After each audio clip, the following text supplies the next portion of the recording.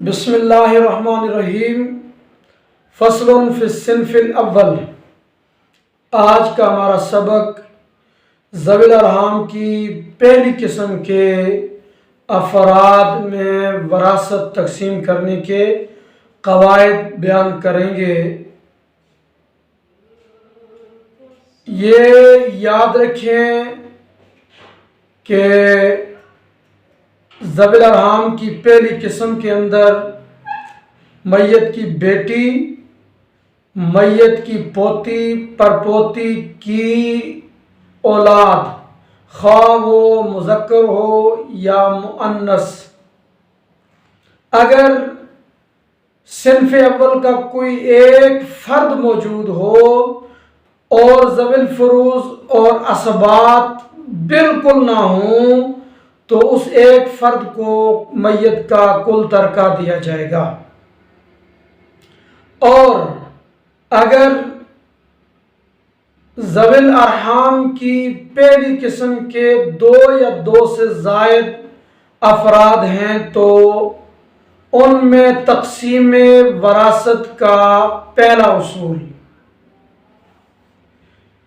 دیکھیں گے کہ وہ دو یا دو سے زائد افراد قرب کے اندر برابر ہیں یا مختلف۔ اگر قرب میں برابر ہیں تو سب وراثت کے مستحق ہوں گے برابر برابر، اور اگر قرب کے لحاظ سے کچھ میت کے قریب، کچھ درجہ کے لحاظ سے بعید، تو جو اقرب ہے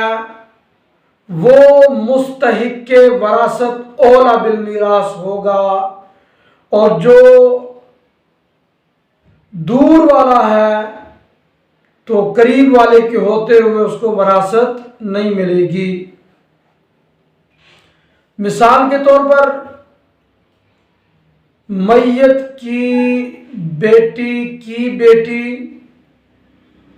کے ساتھ میت کی پوتی کی بیٹی ہے یا بیٹا، تو یہاں پر بیٹی کی بیٹی ایک واسطہ سے میت کے قریب اور پوتی کی بیٹی یا بیٹا دو واسطوں سے میت کے قریب ہے، لہذا ایک درجے والے کو دو درجے والے پر ترجیح ہوگی قرب درجہ کے لحاظ سے، لہذا نواسی کو ترکہ ملے گا اور پوتی کی بیٹی وراثت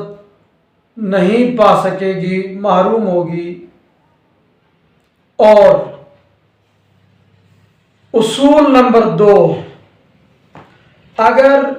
قرب و بعد کے لحاظ سے تمام افراد برابر ہیں تو پھر آگے 3 صورتیں ہیں کہ وہ اولاد سارے کے سارے ذوی الفروض یا اسبا کے واسطہ سے میت کے رشتہ دار، یا وہ اولاد کسی ذوی الارحام کے واسطہ سے میت کے قریب ہو رہے ہیں، یا بعض وارث یعنی ذوی الفروض یا اسبا کے واسطہ سے میت کے قریب اور میت کی طرف منسوب ہو رہے ہیں، اور بعض افراد ذوی الارحام کے واسطہ سے میت کی طرف منسوب اور قریب ہو رہے ہیں۔ تو یہ جو تیسری صورت ہے کہ بعض وارث یعنی ذوی الفروض یا اسبا کی وساطت سے میت کے قریب اور بعض ذوی الارحام کی وساطت سے میت کی طرف منسوب ہیں، تو اس صورت میں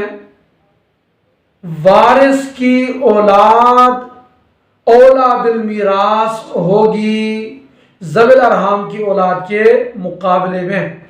مثال کے طور پر پوتی کی بیٹی اور نواسی کا بیٹا موجود ہوں اب نواسی کا بیٹا اور پوتی کی بیٹی درجہ کے لحاظ سے برابر ہیں، جتنے واسطوں سے پوتی کی بیٹی میت کے قریب ہے اتنے واسطوں سے نواسی کا بیٹا بھی میت کے قریب، لیکن پوتی چونکہ ذوی الفروض اور نواسی ذوی الارحام، تو پوتی کی بیٹی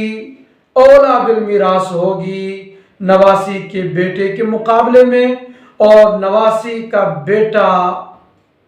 وراثت سے محروم ہوگا۔ اور اگر درجہ کے اندر قرب کے لحاظ سے برابر ہوں لیکن سارے کے سارے وارث کے واسطہ سے میت کی طرف منسوب، یا سارے کے سارے ذوی الارحام کی وساطت سے میت کی طرف منسوب ہیں، ذوی الارحام کی اولاد ہیں، تو اس صورت میں امام ابو یوسف اور امام حسن بن زیاد رحمۃ اللہ تعالی علیہما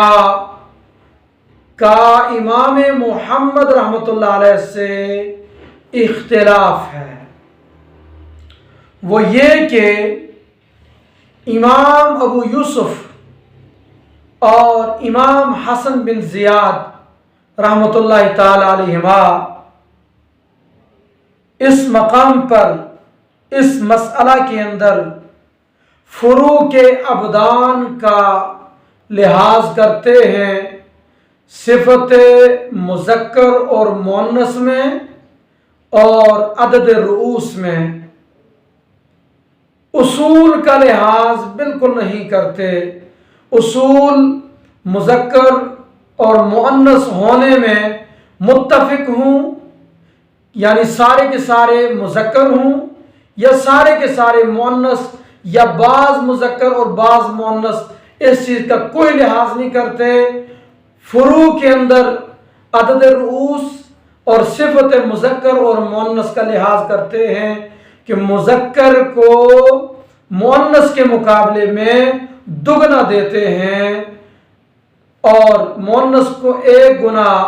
ترکہ دیتے ہیں مذکر کے مقابلے میں۔ اور امام محمد رحمۃ اللہ علیہ اس مقام پر اصول کی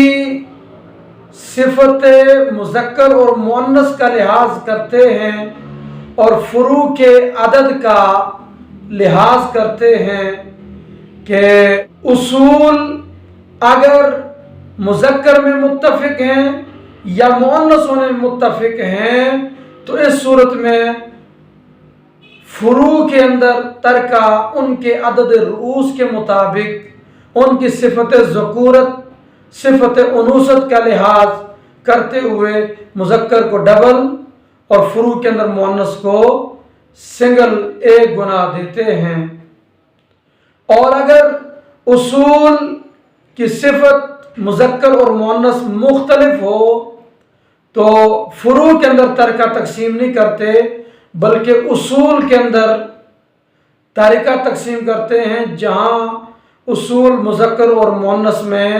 مختلف ہوں، مذکر کو 2 گنا اور مؤنث کو 1 گنا دے کر انہی کی وراثت ان کی اولاد میں منتقل کرتے ہیں۔ اب یہاں پر جب مذکر اور مؤنث میں اصول مختلف ہوں تو امام محمد رحمۃ اللہ علیہ امام ابو یوسف اور حسن بن زیاد رحمۃ اللہ علیہما کے ساتھ اختلاف کرتے ہیں۔ اور پہلی شک جب اصول کی صفت مذکر یا مؤنث ہونے میں متفق ہو تو پھر فروع کے اندر ان کے عدد رؤوس اور صفت مذکر اور مؤنث کی ملحوظ رکھتے ہوئے امام ابو یوسف اور حسن بن زیاد رحمۃ اللہ علیہ کے موافقت کرتے ہوئے وراثت تقسیم کرتے ہیں۔ اس کی مثال یہ ہے کہ کوئی شخص فوت ہوا اور اس نے اپنے پیچھے ایک بیٹی کا بیٹا چھوڑا اور دوسری بیٹی کی بیٹی چھوڑی، اب دو بیٹیوں کی اولاد ہے، تو امام ابو یوسف اور حسن بن زیاد رحمۃ اللہ تعالی علیہما کے نزدیک مال فروع کے درمیان تقسیم ہوگا للذکر مثل حظ الانثیین، کہ مذکر کو دو مؤنث کے حصے کے برابر دیا جاتا ہے۔ اس اصول کے مطابق فروع کے اندر مذکر کو ڈبل اور مؤنث کو مذکر کے مقابلے میں آدھا دیتے ہیں، تو کل ترکے کے 3 حصے کر کے مذکر کو 2 اور مؤنث کو 1 حصہ دیا۔ امام محمد رحمۃ اللہ علیہ اس مسئلے میں چونکہ اصول میں صفت مؤنث کی متفق ہے، دونوں بیٹیاں ہیں میت کی، لہذا ان میں ترکہ تقسیم نہیں کرتے، بلکہ ان کی فروع میں ایک بیٹی کے بیٹے دوسری بیٹی کی بیٹی ان میں تقسیم کر کے وہی امام ابو یوسف رحمۃ اللہ علیہ والا طریقہ استعمال کرتے ہوئے کل ترکہ کے 3 حصے کیے، اور ان 3 میں سے 2 حصے نواسے اور 1 حصہ نواسی کو دیا۔ اور وجہ کیا ہے کہ اصول کی صفت متفق ہے، اس وجہ سے یہاں پر فروع کے اندر ترکہ تقسیم کیا۔ اور دوسری مثال، جہاں امام محمد رحمۃ اللہ علیہ امام ابو یوسف رحمۃ اللہ علیہ سے اختلاف فرماتے ہیں کہ اگر کسی بندے نے اپنے پیچھے ایک بیٹی کے بیٹے کی بیٹی یعنی نواسے کی بیٹی چھوڑی اور دوسری نواسی کا بیٹا چھوڑا، تو امام ابو یوسف رحمۃ اللہ علیہ کے نزدیک اور اسی طرح امام حسن بن زیاد رحمۃ اللہ علیہ کے نزدیک مال فروع کے درمیان 3 حصے کر کے تقسیم ہوگا، ابدان کے لحاظ سے کہ فروع کے اندر مذکر 2 مؤنثوں کے برابر ہے، لہذا اس کو 2/3 ترکہ ملے گا، اور جو مؤنث ہے اس کو 1/3 ترکہ ملے گا۔ جبکہ اس مسئلہ کے اندر امام محمد رحمۃ اللہ علیہ سب سے پہلے نواسا اور نواسی جہاں پر صفت مذکر اور مؤنث مختلف ہو گئی، یہاں ترکہ تقسیم کرتے ہیں بطن ثانی میں، تو نواسے کو کل ترکے کا 2/3 اور نواسی کو کل ترکے کا 1/3 دے کر پھر وہ حصہ نواسے کا اس کی بیٹی کو دیتے ہیں جو اس کے باپ کا حصہ ہے، اور نواسی کا جو 1 حصہ ہے وہ اس کی بیٹی کو دیتے ہیں جو اس کی ماں کا حصہ ہے۔ اس مقام پر یاد رکھیے ائمہ احناف علیہم الرحمہ امام محمد رحمۃ اللہ علیہ کے قول پر فتویٰ دیتے ہیں، امام ابو یوسف رحمۃ اللہ علیہ اور حسن بن زیاد رحمۃ اللہ علیہ ان کا طریقہ کار تو آسان ہے لیکن اس پر فتویٰ نہیں ہے۔